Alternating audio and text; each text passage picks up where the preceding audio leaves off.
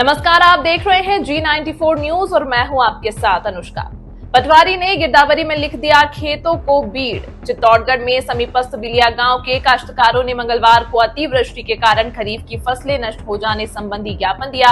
उन्होंने ज्ञापन में बताया कि बस्ती तहसीलदार के आदेश पर संबंधित पटवारी द्वारा बिलिया के खेतों का सर्वे कर गिरदारी कार्य किया गया।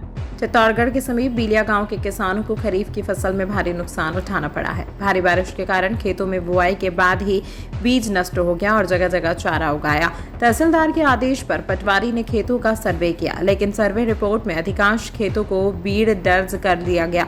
किसानों को डर है कि इस गलती के चलते उन्हें फसल खराबे के मुआवजे से वंचित होना पड़ सकता है।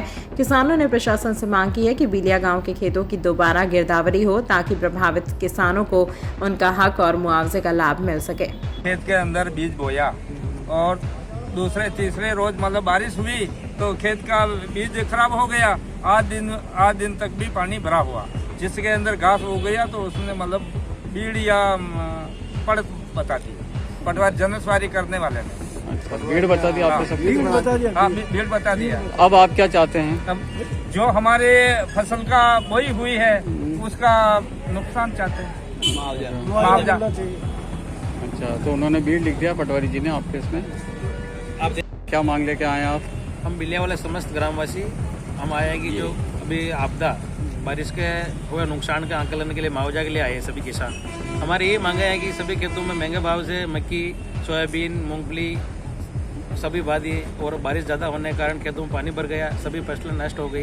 तो फिर क्या तहसीलदार साहब के पास में हमारे समस्त ग्रामवासी गए, उन्होंने एक ज्ञापन भी दिया गाँव वालों ने।